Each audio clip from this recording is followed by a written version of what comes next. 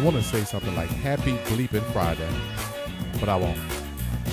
I'll be nice. Good morning, Tiffany. Good morning, Tiffany. Good morning, Tiffany. Good morning to everyone out there who is watching, and welcome to Integrity's Business. I'm not turning the music down. I'm just going to talk over it. That's okay. Probably can't even hear me. I can hear you. You can. Will they turn hear it us down outside? some. Yeah, we'll figure it out later. I'm just having one of them mornings. It is a bleeping, happy bleeping Friday, everyone. Welcome to Integrity Business. I'm your host, Mickel Mercer, with my co-host, Tiffany. Her name is Tifphani. Tifphani it is Johnson. not. Tiffany Johnson. Only weird people say that. We're not going to go there.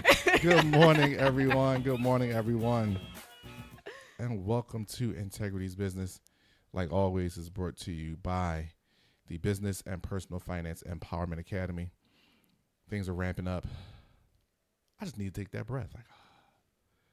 It's just been one of those days. Already. It is still early. It's still early. A little after 10.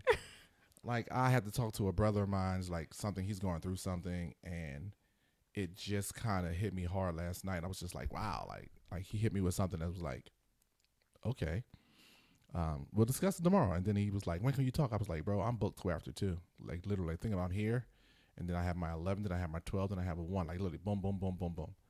I won't look up to breathe until 2 o'clock. But it's all good. Today I have a rant, but it's not really a rant, because I want to get right into the academy stuff. I kind of want to dive into a couple of things. I had a conversation with a friend of mine yesterday, and I'm starting to realize how many people don't know how to really expand or scale their business. Yeah. But before I do that, here's my rant of the day. I was called a hypocrite yesterday.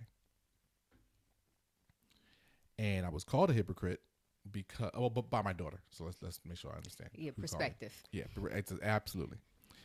Because yesterday I came into the office, and I did some work yesterday, and I just had one of those moments. I said, you know what? And because I talked to you yesterday, I'm taking a mental health day. And I went out yesterday. I put my phone on Do Not Disturb. I put my emails on. I'm out of the office. And I went and got my car washed, got me something to eat, and just relax the rest of the day. Right? And so I get home, and my house, we have dinner. And the kids, hey, how was everybody's day? How was your day? Anything special happened? Anything worth mentioning? Like we have a top 5, honorable mention. It's not special, but it's it was worth mentioning. Yeah. So as we were going through, I literally just told him, I said, I took a mental health day. So he was like, what? You don't believe in mental health? I was like, I do believe in mental health. I don't believe in the bull crap y'all call mental health. Yeah, it's not the same. But I believe in mental health. I don't believe in scheduled mental health days. How do you schedule a mental health day? So if my mental health day is April 12th, but I feel great on April 11th, April 12th, I feel even better. Now I'm supposed to stop? That doesn't make sense to me. Yeah. I'm a believer, and the body will let me know. My body is so sophisticated. God created us in such a unique fashion that if I need a break, my body's going to tell me. Yes, it does. You just have to listen to him. And yesterday I listened and took me a mental health day. Now, granted, I called it mental health day because I was kind of being sarcastic. But I do believe in mental health. I just don't believe everything we call mental health is a mental health issue. I understand. I think some things are just people just don't want to persevere. I think parents don't have conversations with their children about growing up. There is a fear from going from childhood to being a teenager to being a young adult to being an adult. Adulthood is the one neighborhood you ain't never leaving. Yeah. And I think parents are failing their children at having that conversation about how are you feeling? What is your emotional space right now when it comes to, because you're on the bridge of being an adult or being a young adult. What are your fears? What are some of your apprehensions? And I think people aren't having this conversation with their kids. And so you got everyone calling everything mental health. Yeah. Everything is anxiety. And I think part of the anxiety is literally a simple fear of them growing up. They are nervous that they have to grow up. And we had a conversation with my kids, and most recently, the youngest, Mickel, he's 16. I'll be 17 this year. And we were just having a conversation. And I asked him, I said, do you have any fears, any apprehensions about growing up? And he looked at me and was like, yes. And we sat there and we talked about it, and Vanessa and I reassured him that we have your back. Me and Mom didn't bust our behinds and do all this work to throw you out in the street and be like, well, sink or swim, buddy. Yeah. No, that's not how this works. And when we were done, he felt so much better. But he didn't even realize he felt that way really in totality until we asked him. Okay. And I think parents are failing their kids because they're simply not asking the questions. Well, see, I agree. I think that's a good question. It's a good legitimate question, and I think that at least for me, I fail in assuming my kids know or will figure it out, and I think I do that because that's how I live life. I had to figure everything out for myself. Not that my parents weren't there to ask for me to ask them questions. My parents never turned me away. I had askable parents, but I just didn't ask. Let me just go do this and see what happens, like that. That was pretty much our world growing up. that- And I think that's what it is. I think we had a conversation about this last night at dinner. I told my kids at some point you're going to have to get used to the idea that dad probably won't have a cell phone. I grew up in the era. You grew up in the era where we didn't have cell phones. If I left the house, you didn't know where I was until I came back to the house, unless I told you to meet me somewhere, and you better be where we decided to meet. At the right time we time. decided to meet there, because we couldn't get in touch with each other once you were in the street. I'm comfortable with that. I've grew up that way. I didn't get my first cell phone, my own, like mine's paying for the bill till I was 20. Me too. I had a Sprint flip phone. That was the first one I had. I'm comfortable with not being found. Because why? If my parents couldn't find me, I don't care if you find me or not, because that's how I grew up. Yeah. And I told my kids, because for me, I don't like the biometrics. I'm not putting my face on my phone. I'm not putting my fingerprint on my phone. And I think the technology is going to push us more and more toward biometrics with the reasoning that is safer, is more secure. Your identity is more secure. For me, if I have to worry that much about my identity, I don't need to be on it. Okay. And that's where I'm at with it. So I know for me, I'm going to get to a point where dad ain't going to have no cell phone. So if mom not here, y'all better put a dog tag on me or something, because I'm be moving. And I'm why? Because that's how I grew up. And I think that's where their apprehension comes from. They look online so much. They're on their phones. I'm not talking about just my kids. I'm talking about this generation. And I would say from 2005 on. I could probably go back to 2000, but I'm not sure. I would have to ask Isaiah because he's my oldest, so 2000. But 2005, because I'm talking about Sydney and older, or Sydney and younger. I keep thinking that when they look at their phones, they have not had a conversation, and I say them for just that generation, what success is. They haven't defined it for themselves. They haven't even had a conversation possibly with their parents of defining success, because success is perspective driven. Definitely. And when I listen to people talk about success, I just sit back and just watch, and I just go, wow. So I understand that you don't have a definition of success because you're talking about something that's objective from you. It's outside of you. Yeah. You don't even have the skills to do what that person is talking about doing, but yet you have all these aspirations to do it. It's like you haven't disciplined yourself. You haven't become a student of that craft. You haven't done any of the things that are necessary to become successful in that area. And then you have people who just can get a microphone and get more viewers than us or other people. I watched a podcast, The Pivot, in which I love. I love The Pivot podcast. Is with Ryan Clark, and I forget the other two gentlemen that's on there right off the bat. But Anthony Mackie was on there, and Anthony Mackie's comments was, success is not earned, it's given. And he's made that based on his perspective of he's been in Hollywood. He's been in the business for 25 plus years or whatever. And he's watched how people have been given success, have been given roles, have been given certain things. And for me, it was like, no, you're talking in a bubble, bro. Yeah, that's definitely in a bubble, because that's how things happen in that business, in that environment. Now, if he were to go out and start a production company, so that's why I would even give you a little pushback on it. Doesn't happen in that environment. It happens in just being an actor. Yeah. Which means you got to broaden your horizons. You got to put your money where your mouth is. See, I don't feel sorry for actors, and I'm not talking about as far as the scrutiny they get. I do feel sorry for people because sometimes scrutiny is unnecessary. Some of the shots that like actors, athletes, different people, politicians deserve it. Athletes and actors and celebrities, singers, I think they do get some shade that they don't deserve. Yeah. But with that also being said, I do think they open a mouth in certain spaces where the shade they get, they deserve. Because you can't boycott the Oscars, in my opinion. You can't boycott the Emmys, in my opinion, but yet you don't want to turn around and put your money into creating an organization that can become as big as that. So you can help other people out. You can't keep running your mouth and saying, yeah, I think that's wrong because what about the younger artists? Well, how about you put something together and so that way they can have a way that is paved for them. Yeah. You just running your mouth. I get upset when I hear, not upset, just more annoyed when I hear people talking about there is no space, but you won't put together a plan to create a space and talk to other people about it in a productive manner versus everybody just sitting around complaining. But it's like, what can I do to create this space? Everybody has talents that can be drawn upon. And if you put yourself amongst the right people, you can create the space that you want. It's just like, I don't need a seat at anybody's table to feel successful. I don't. But 100% agree with you. I think, again, and I'll go back to my original statement about that, we need to define success. We need to define it.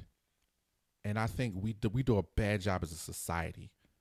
But at the same time, how I feel about life is individuals create families, families create communities, communities create society. We're doing a horrible job at the ground level. Yeah.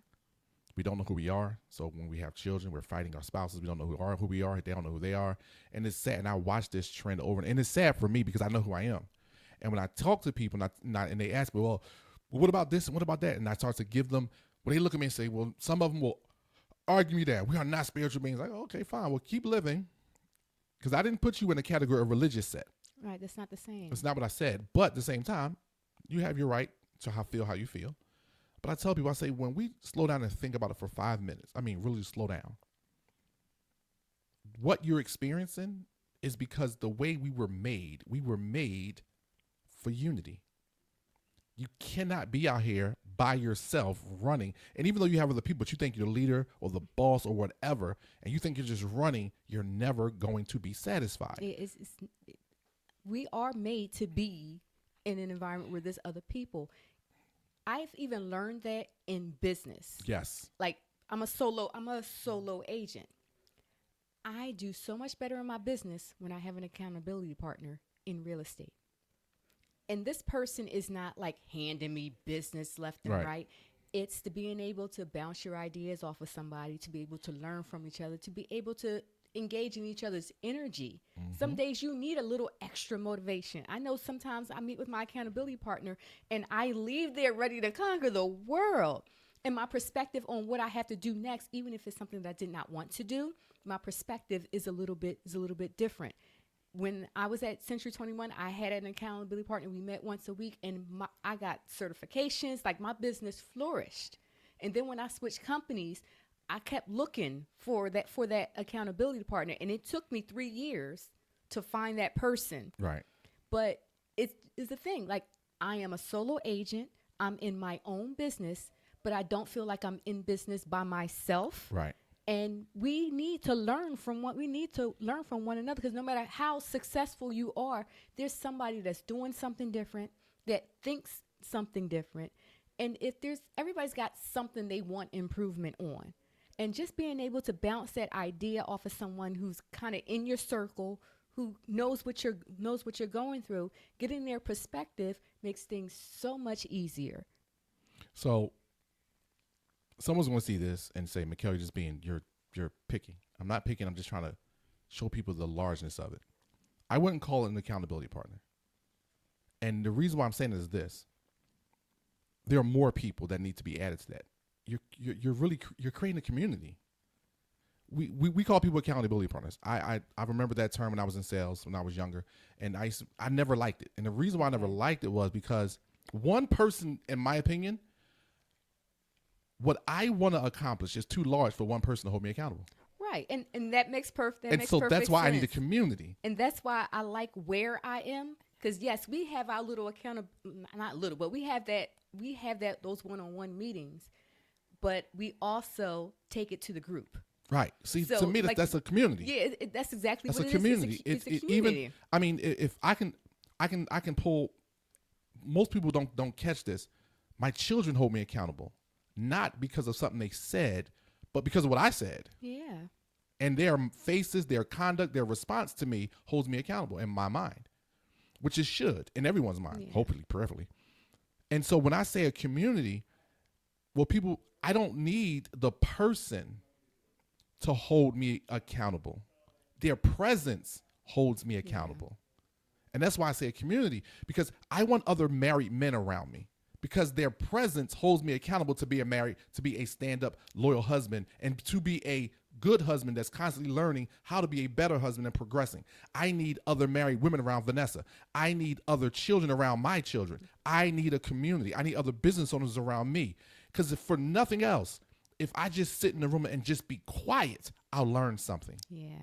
And that's why I call it a community, because don't get me wrong, I understand what people say when they say you need an accountability partner. Don't get me wrong, I completely understand it.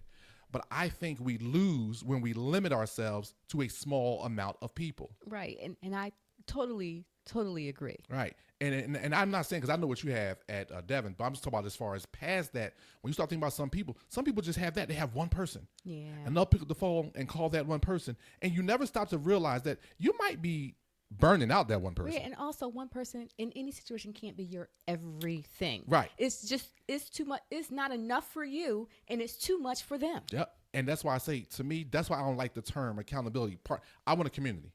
I want to build a community that can make sure that when their presence shows up, it encourages me. It gets me excited, because it's like, I know what you're going through, and I know what you're dealing with. I know what you're facing. You know what I'm dealing with. You know what I'm going through. You know what I'm facing. Not because we sat and had a one-on-one only, but because we sat in a room and we just was chopping it up, just talking. I always tell people, I say, my greatest view of a community is men together, women together, children together, broken up into male and female, and then children mixing male and female together all the time, and then the men and women mixing all the time, and then married couples, men and women together, and then single people, men and women together. But yet you still separate, because at some point a woman wants to talk to a woman about what she's going through. Yeah. A married woman wants to talk to a married woman about what she's going through. A single woman wants to talk to a single woman about what she's going through. Vice versa for men. Yeah. But what happens is we stay in these bubbles and we try to give people titles. And that's my best friend, and I talk to her, but she's been married for 12 years and you've been single all your life. She can't really help you no more. Right. She can empathize with you, but she can't help you no more. I saw this one video and my brain, Tiff, my brain works weird. I see the opposite of stuff. Okay. And this one lady was saying her interview, and the guy was like, do you talk to married single women about your marriage? And the woman, it sounds so nice. She was like, why would a queen talk to somebody else or whatever it was? Like, I'm a queen, you know what I mean? And she was saying, why would I talk to a single woman about a marriage situation? She has no clue. But what I saw was a little arrogance, but what I also saw was you missed the boat. And what I mean by that is this. I don't have a problem with talking to a single person, a single man, and just talking and him being in that earshot if they're in my community about marriage. Because how are they going to learn about marriage? They don't. They never hear about marriage. But on the same token, I need a married person in the room as well. Because when it comes to now a response of perspective, the single person may not be able to give me something that they're not going to be able to give me something that I know the married man will. Yeah, but at the same time, how do you stay relevant as a married person? You gotta have some single people around you. And most people don't catch that. And what I mean by relevant, I'm talking about as far as how do I communicate with a single person about what they're dealing with and how they take that step into marriage if I'm never around single people. Yeah. The only way I find out what you're really going through is to be around you.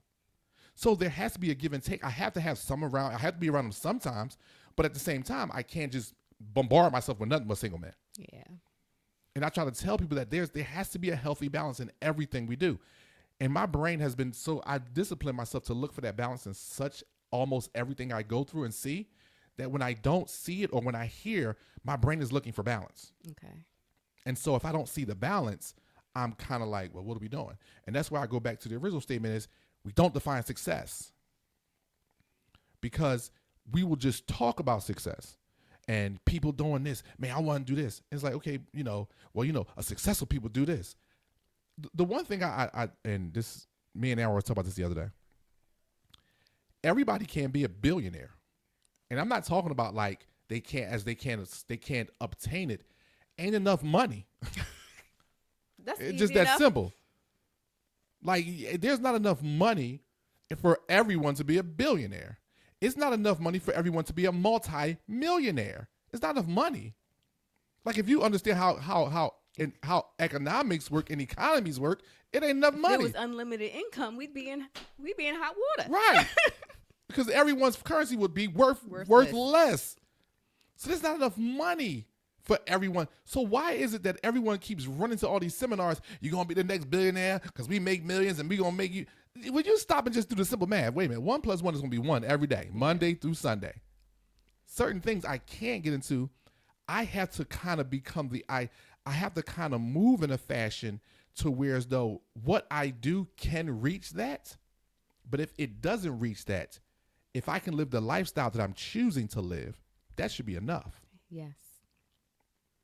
But again, we have to define success. And we're already into the academy conversation because this is really what I was talking to a friend of mine yesterday who sounded like they're about to become a client. They run the nonprofit, and it's a beautiful nonprofit. And they were asking me, how do I get out there? How do I get the word out there of what I'm doing? And the first thing I said to them was, you run a nonprofit, right? Yeah. What's your story?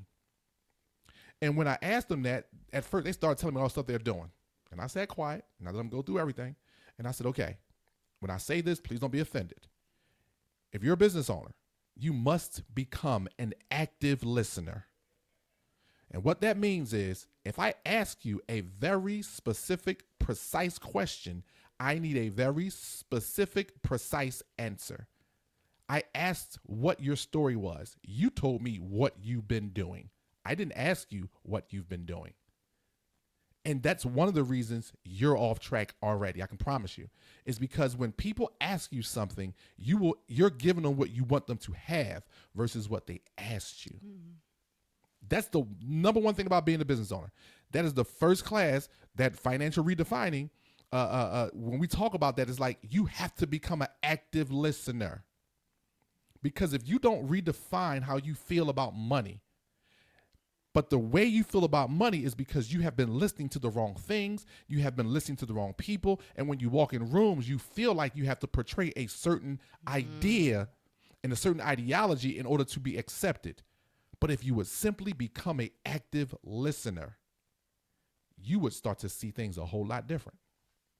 Again, what's your story? Not what you've been doing. And then when I said that to her, she started telling me her story. And I said, where is that story? And she was like, well, what do you mean? Is it on your website? Is it on your Instagram page? Is it on some platform where people can find out about your nonprofit? Is that story there? And she was like, no. I mean, I tell people, but it's not.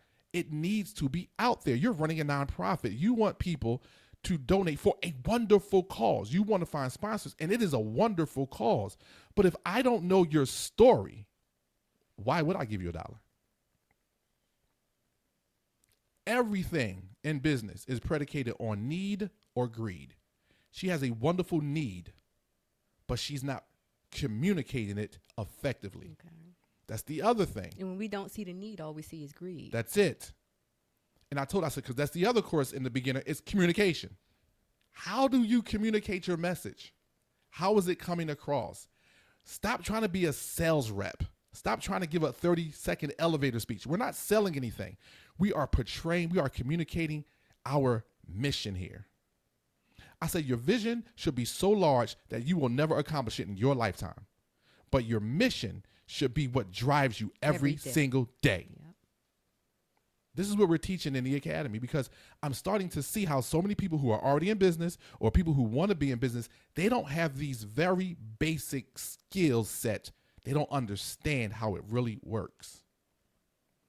And so when I say specific, if I ask you a specific question, you have to answer it that way. That's active listening. Okay.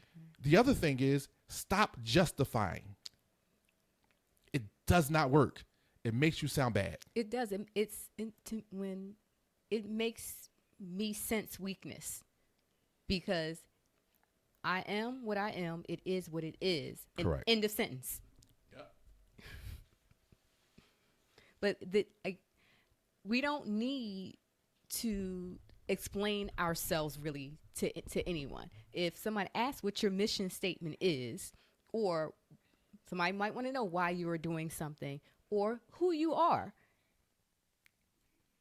like, tell them, say it, and don't say because I did this or because I fell into this. I am here. Yep. That's it. I am here. People ask me all the time, Mickel, why are you consulting? It's the same thing out my mouth. One day I was sitting at work and I realized I don't know anyone with $250,000 of disposable income as a young black kid from North Philly. How do I take care of my family knowing I have this gaping hole of relationship? That's why I became a consultant. That's interesting that it's so simple for you. For me, people ask me why I became a real estate agent. When I was buying my first house, I went through so many agents, didn't know what I was doing. One real estate agent, she held my hand. She told me everything I needed to know. I felt like when I was done, I knew what I was doing. So I knew when I went to go buy my second house, I called that same person. By the time I went to go find my third house, I was already a really real estate agent. But you know what I did? I called that same agent.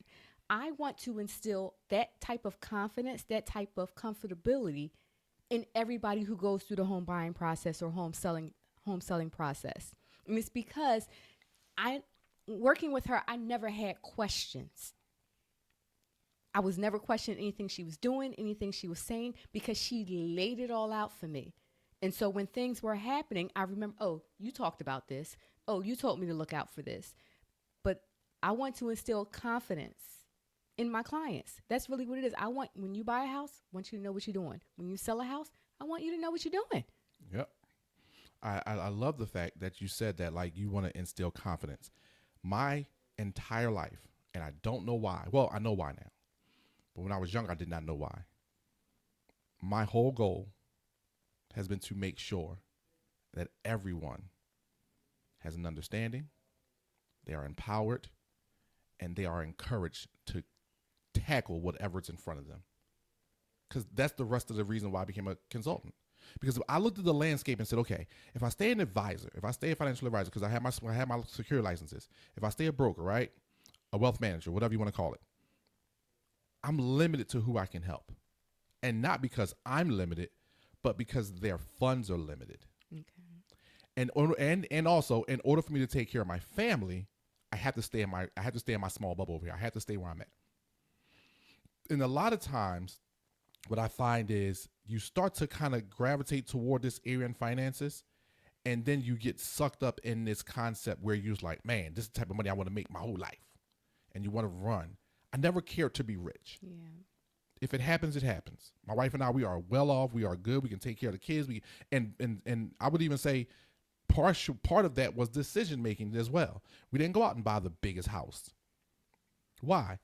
First of all, I'm cheap. I don't want to pay all the bills. And I'm talking about like simple bills, like my electric, my gas, my water bill. I'm cool.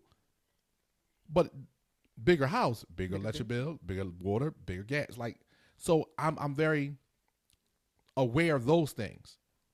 Second thing was, man, that's always taught, our kids don't get smaller. They get out. Yeah. Don't get me wrong. They can come back. And we're going to buy a family house. But man, that's probably won't live there long. That's exactly my plan. We ain't gonna live there long. That's gonna be when we all come together as a family, that's where we're gonna stay. Yeah. But we have the ability to do what we do. I don't believe in buying brand new cars. That's stuff I waste. Because what I learned when I was at Wells Fargo Auto Finance, I became a student of that craft and was like, yeah, I'm never doing that again. That's a waste. It's an MSRP for a reason. They have no clue what the car's worth, so people buy it. I watched this is the greatest story I always remind myself of. 2013, Jaguar came out with the XJL, the long body, right? That thing was $6,000 in 2013.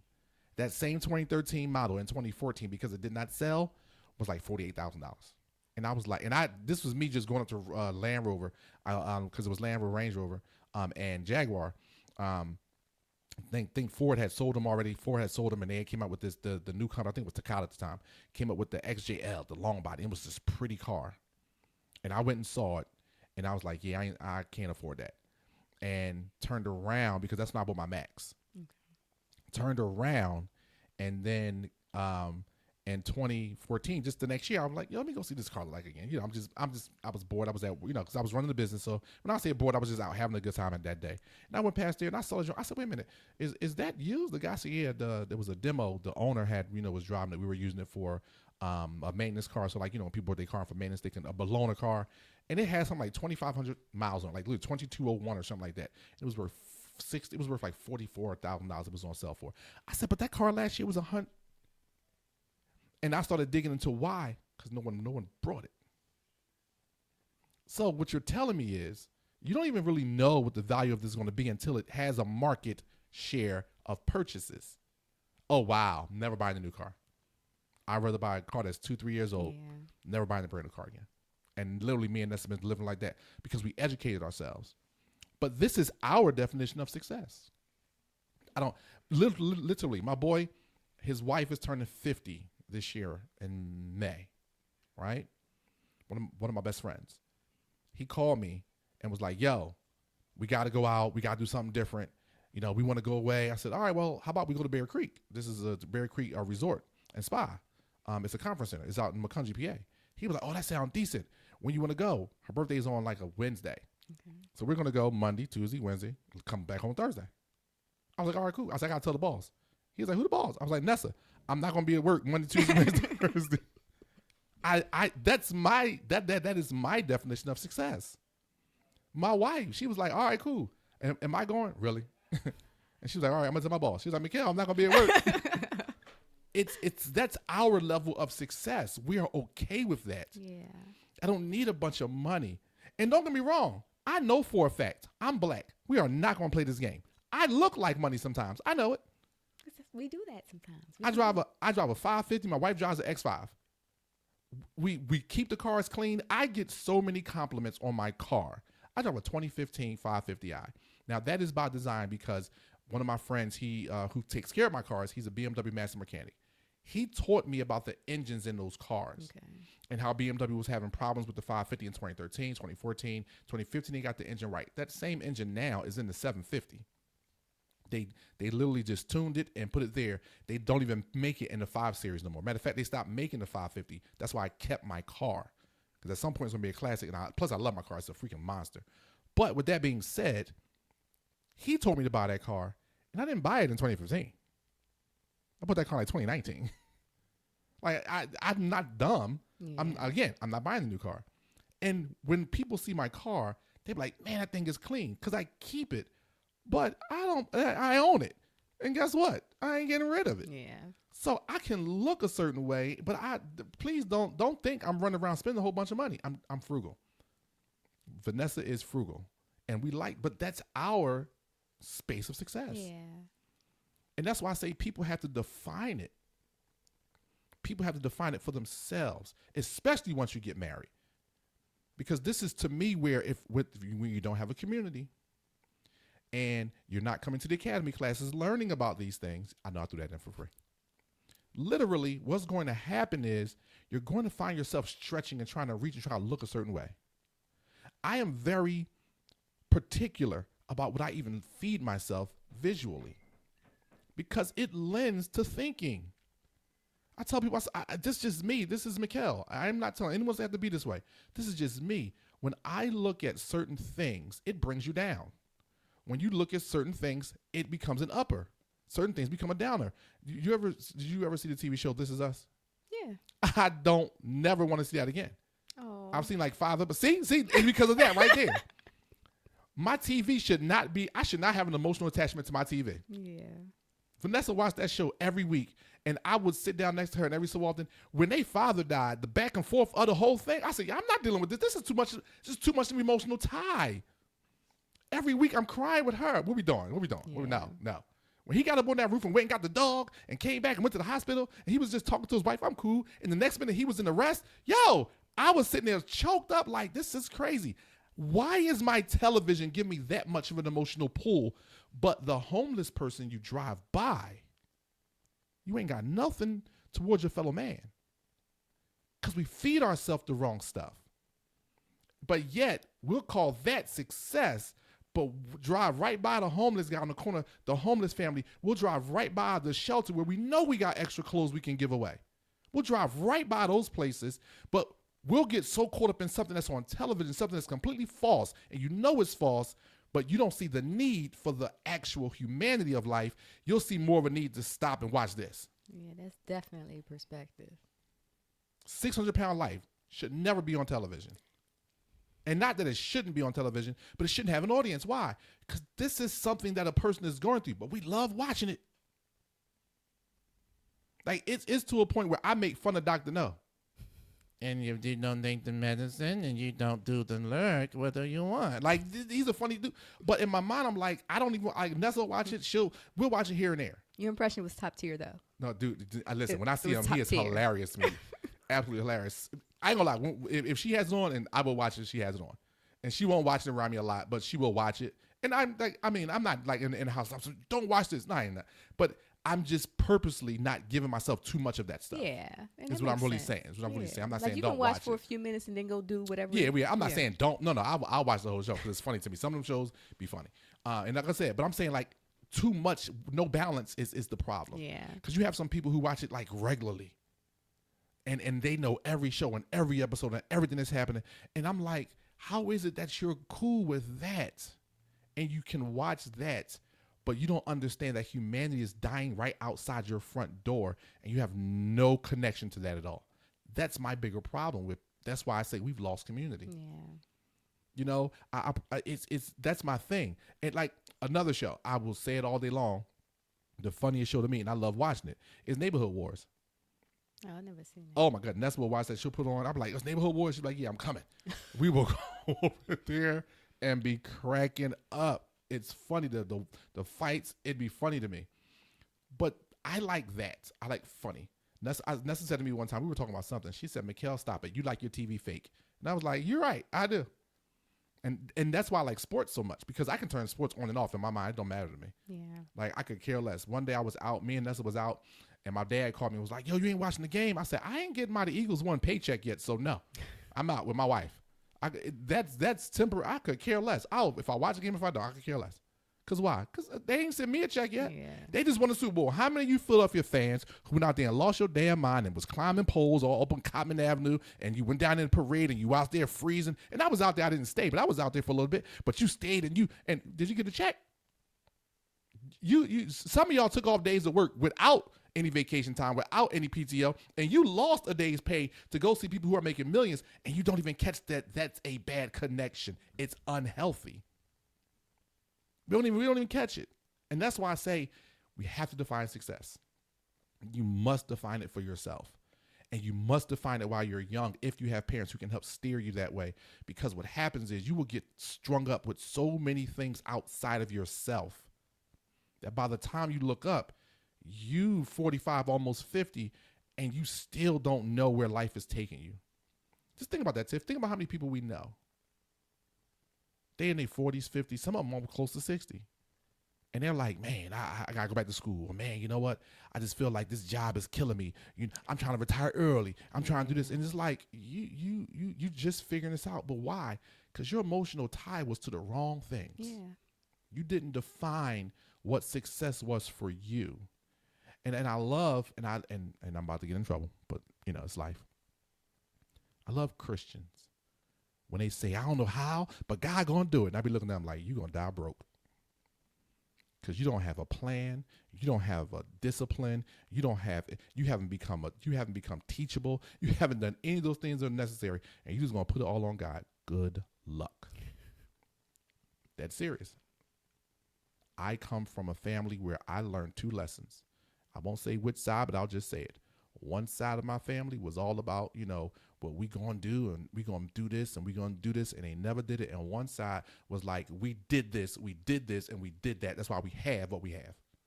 Yeah. And I learned it was like, I know what I'm gonna do. And it made sense to me.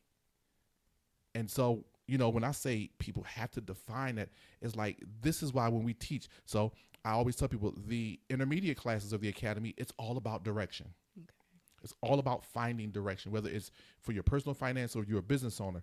Because when you are in that that kind of space where you got some money, you've been doing well, or you're a business owner, you've been running, or you're an entrepreneur and you've been running well, but you still don't know how to get to that next phase, that next space. Well, normally it's because you don't have direction. Yeah. It's because you feel like you're at a fork in the road and you just like every time a decision comes up, you take forever to make a decision. Because, well, why? You don't have a plan. Watch this. They may have a plan, but the plan doesn't give them direction. Here's what I mean. I can have a structured plan for 10 years, right? And I can say I'm going to do this, and I'm going to do this, and I'm going to do this, and I'm going to do this, and I'm going to do this. And on paper, at the end of these 10 years, this is my end game, right? For this 10-year plan, right? And that's totally just why I don't like goals. Because it brings a form of finality, which 10 years ain't my life, but or my business. But with that being said, they have this 10-year structured plan. But the moment something doesn't go right and they have to pivot, they're stuck. And a lot of people quit in the middle of that plan. Yeah, I've seen that a lot. And they'll start a whole new plan over again. Because reality was you didn't have the right structured plan, and your plan did not have a direction. It had an outcome, but didn't have direction. And here's what I mean by when I say direction. I started my goal at the end. My end was on the porch with my wife, 90 plus, hound dog. That's my end. How do I get there? I must accomplish this, and it's part of it with my family. Some is with my kids. Some is with my wife. Some is in my business. Some is in my education. I have to accomplish these things with my parents, with my in-laws. I have to accomplish these things. Bip, bip, bip, boom, boom, boom. So now I go from my end back to my beginning where I'm at. And then I said, okay, get a whole new plan, keep that on the wall. Now, how do I accomplish this? How do I accomplish this? How do I accomplish this? And there's more than one way to accomplish it. Yeah. So if something does come up or an obstacle, guess what? I can pivot because I'm still looking to accomplish the same thing. I just going to go about it a different way. I still have the same direction. I'm just pivoting to accomplish this part of the plan a different way than what I thought originally it was going to be. See, people don't have that structure because it has no direction.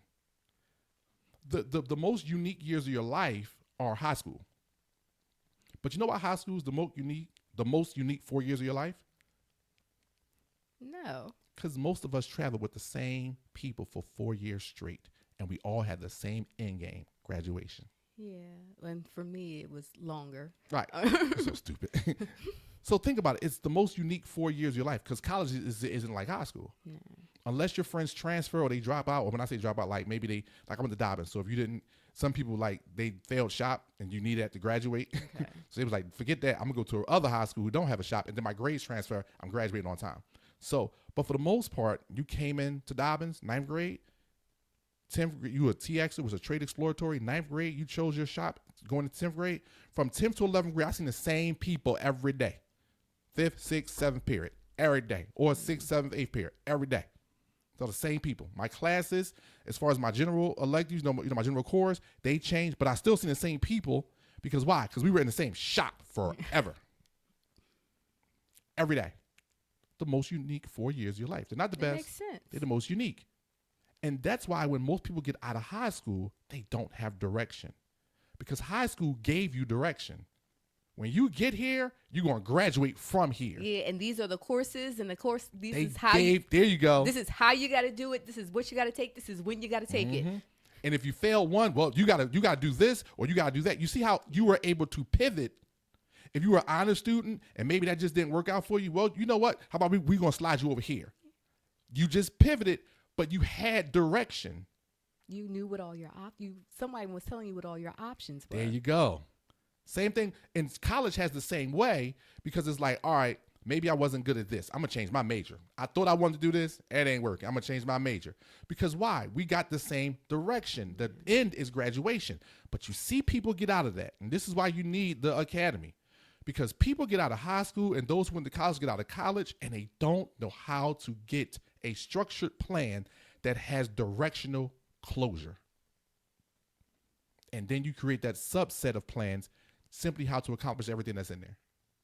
And that's why the academy is so important to a lot of people that have came and they've talked to us and they've been in classes.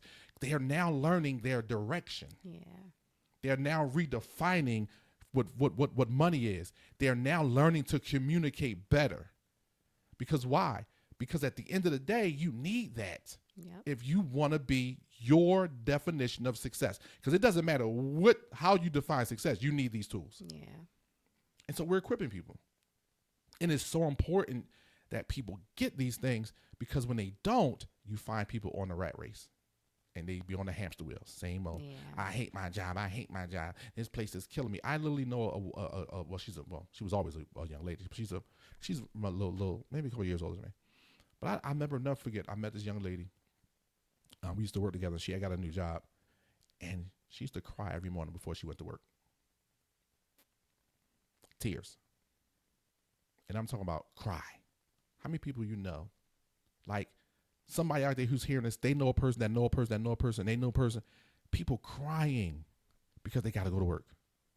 It's different when you have fun. Man, I'm tired of this job. Yay, it's Friday. Versus, I'm tired of this place. It's killing me. Yeah. And you are literally dying from your job. The stress, the weight of the pressure is killing you. Why? Because you have some outside idea of the success you need to obtain. And that push and that pull is literally killing you, because you feel like if you're not in that spotlight, you haven't made it or you haven't did it. And that's killing people. When if you define success for yourself before you enter into any of these areas, and that's why I'm really pushing, if hopefully we can get some more college kids and high school kids whose parents will allow them to come. Because why? Because helping them get that idea settled now, when they go into the workforce, when they get out here in the world, they won't allow certain things to run them, but they'll still have balance to understand. I need this. It's a means to an end. You are a stepping stone to my next phase. Because why? I'm going to use you to get here. So you can have me. You got me. I'll never forget my boy, Will. His boss used to talk trash to him, dirty. I said, well, how does this boy talk to you like that? He said, Mickel, from 10 to 6, they own me. I don't care. I'm here for 4 years. After that, I'm done. He had a plan. Yeah. He didn't care. He had a plan. He knew he could make a certain amount of money there, and he was using the money for a certain cause. He had a plan. 4 years. I saw one day. I'm like, what's up, bro? You still a such and such? He was like, no, man, I told you I had a 4-year plan. I'm 86. I'm out of there. I was like, wow. He knew what he wanted. That's what people have to learn. And that's what we offer at the academy. Like, those are things that we're teaching people in the beginning stages and the intermediate stages. Now, the advanced stages is completely different, because advanced stages is about strategy now. Okay. Because strategy is so important that if I have to pivot, I already know what my pivot is. Yeah. The one thing we teach in the strategy classes is, can you identify a defining moment when the elements are being produced? Because that's hard for a lot of people. Yeah. That's hard for people to be able to sit back as your day-to-day grind and you're going through stuff and you see the elements coming together that create a defining moment, and you're like, okay, it's time to move. It's time to pivot here. It's time to go now. Yeah. It's time to, full, throttle, full steam ahead. But you see the elements and you go, okay, this just happened, that just happened, that, oh man. And it's 4 of them, because 4 is the number of creation. So it's always 4 elements that's going to create a defining moment for you. Okay. I always tell people, if you're getting divorced, it was 4 elements that showed up. Yep. Always. 1 is lying. That's only the first element that shows up, and you can see where if these other 3 show, we might be in trouble. But the first one is always lying. And lying isn't, I'm lying to your face. It's omitting stuff. Omission. It's omitting things. The second thing is, I'm going to put on you every expectation that's in my brain, even though I know it's completely unreasonable. Because why? Because expectation is the killer to every sane thought. It's almost like I'm expecting you to do something just because I want it done. The third element, I'm living in my feelings. Completely and utterly living there. I don't want to move. I don't care this is how I feel. This is how I feel. Everything is how you feel. Because you have the right to feel the way you feel. But what happens is, you got to come out of that so you can see reality. Yeah. And the last one, which is probably, some people may say is the most important, some people say is the least, but it's still the last defining moment, is you simply gave up. That person, whatever. I can live him. I can take him. Not.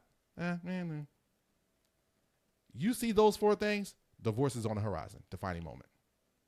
But on the flip side, it's the same thing when it comes to marriage. The four things. This person is so open and honest and relaxed with me. It's like they just tell me stuff that I didn't even ask. They just, because why? They're confident in who they are, and they're confident in who you are. The second thing is they want to see your future. They want to see everything that you want to accomplish and everything you want to accomplish come true. They are excited for your future. They just want to be there to see it happen. The third thing is they want to grow old with you. They're like, yo, I just really want to kick it with you. I want to grow old with you.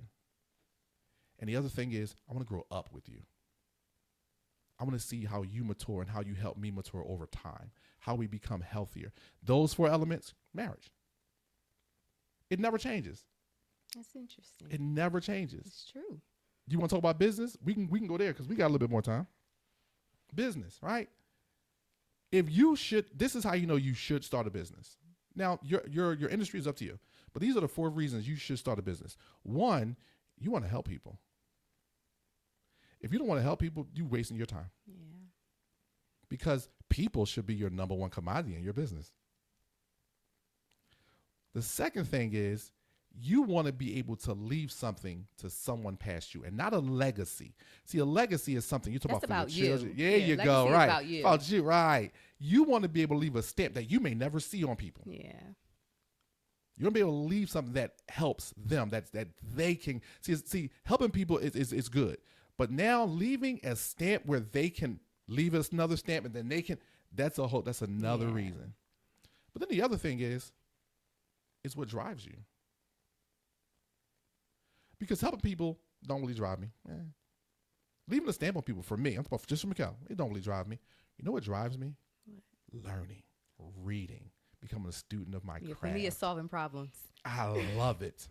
I love grabbing a book and reading, like, oh my God, just getting more and more. Because it's almost like it's giving me more puzzle pieces to the picture I'm building. Yeah. You know what I mean? I totally understand. It's like, I love that. And then the last thing, which I think is probably the most important thing, is that I want to be able to empower my family past me. Not my kids, not my wife, they're empowered. But if I have grandchildren, my cousins, my brother, my sisters, my nieces and nephews, I want them to be able to look at me and see that they can have it if they put their effort in it. Because a job doesn't do that for you. Yeah. And there are definitely some other elements that create the final for starting a business, but those to me are the top four for me. But it makes sense because all that was in play when I left my job. Mm-hmm.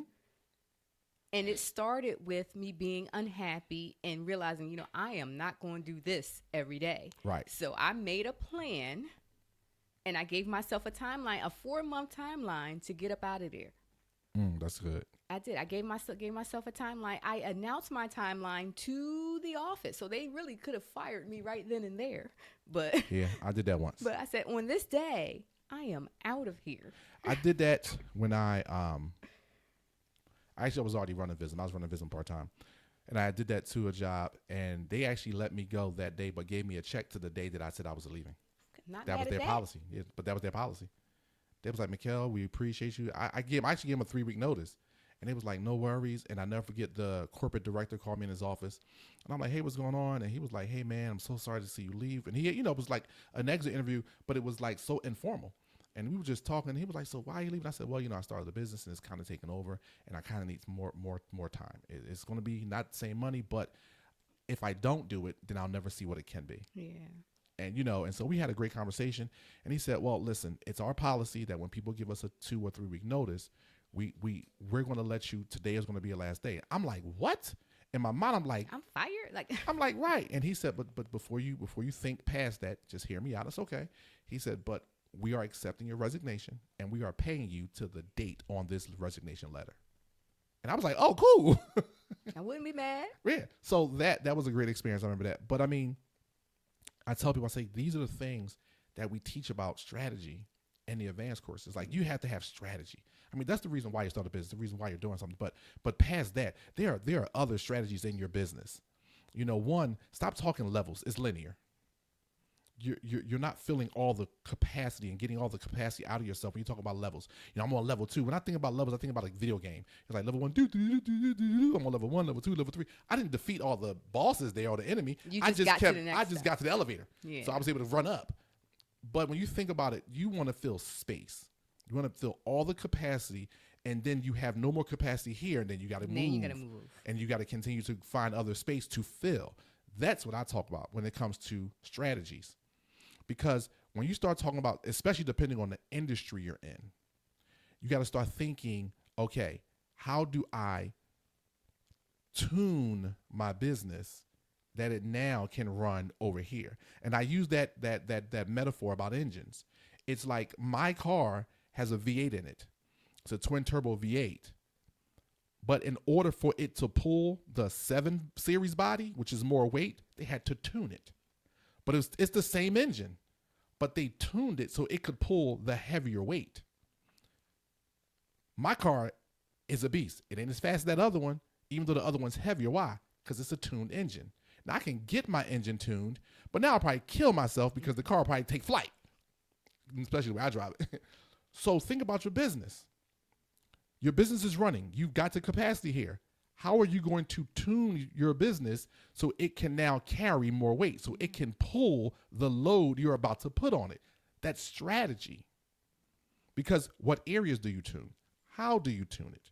Because now you're talking about employees, but not just employees, but key employees. Yeah. Who do you hire to now help you fill more capacity? Do you bring someone from the outside? Do you bring someone from the inside? What does your business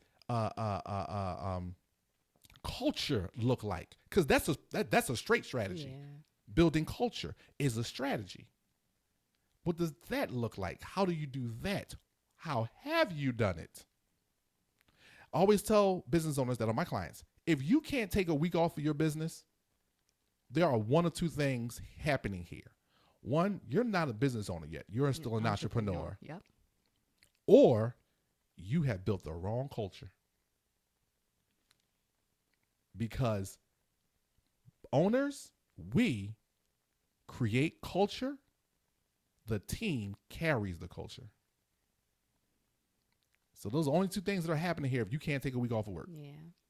If you feel like if you take a week off, all hope is lost and everything gonna fall apart, you are either still an entrepreneur, which is okay, or you have built the wrong culture, which is still okay. We just have to help you build the right culture. Yeah. So that's what we do at the Academy. And we really went through everything today at the Academy. We are at 58 minutes and 0 seconds. I like this day because we got a call we got to get on. Yes. But I mean, that's what I mean when I say 11. I know. I keep time well. But when you think about it, this is what we do at the Academy, and this is why we do it, because everything we talked about is so necessary. It is completely necessary for everyone, not just me or you or just some people, everyone. And now this is why I get to come back to the very beginning of everything I said. This is why I became a consultant. Because I have time now. I was able to become a student of my craft. I was able to learn everything that I have, and not only just learn it, but put it into action. Yeah. So now I have proof of concept, because I can pick up the phone and call a client and say, hey, can you do me a favor? Write me a letter of recommendation, because I got a new client. They want to know that if I am actually valuable as I say I am, because the one thing I tell people all the time is I make myself valuable to your organization. That's why you want to be with me. Not not because I'm coming in as a 9 to 5. No, because I'm going to teach you the things you need to know. But I can call that company, they can write it, and I can send it to you. This is what we've done. We have proof of concept that these things work. Not only that, look at the office that we've built. We've built a beautiful ecosystem here. Yeah, definitely. We built a beautiful financial ecosystem that helps people grow and their businesses grow. Took time, took years, but we have it. I didn't even notice this. Anwar said this to me, and one matter of fact, one of our shows, and we were talking to a client. We are 100% referral. Did not pay no mind one day. I was like, really? He was like, bro, when was the last time we advertised anything? I was like, wow. I was like, what? Wow. I was like, I did 100% referral. And we're busy as hell. Yeah. Why? Ecosystem, strategy, direction, baseline understanding. This is what people need. This is what the Academy offers. I guess today was our Academy show, if I could say it like that. I think you can. Okay, so today was our Academy show. As always, I'm your host, Mickel Mercer. I know I talked a lot today. Tiffany smiled at me a lot That's today. all right. I enjoyed it. She always enjoys though. She's just herself. I love Tiffany. That's my girl. Listen, I'll be honest and say I think she is comfortably the only woman my wife trusts. And not so much that she's the only woman, but I don't let people in my car with me. Tiffany's the only one who can ride with me, kick it, and that's what be like, who you with, Tiffany? She's like, all right, cool. That's my sister. Yeah, anybody else, I'll be like, oh, well, I mean, unless it's my sister or my sister-in-law, they're women. But they are? Just shut up. Now my sister Marilyn going to see that and be like, Mickel, you didn't call me a man? Like, no, I didn't say that. Tiffany did. Don't get me beat up. Like, she in Florida right now, so she can't catch me until she come home. So, last words? No, enjoy the weekend. It is Friday, and it's a beautiful day. It is. Spring is here. I know it ain't, but it is. Listen, I can't. Like I said, I got my car washed yesterday. I'm bad. I be acting like I know better, and I don't. So, like I say, people, my last word as always is get informed, get informed, get informed. Here's the Academy flyer. Get it up. We're getting some traction, more traction for May. Our information session is coming up April 26th. At the Braid Mill. So come at us, people. Listen, enjoy your weekend. Have a great one, guys.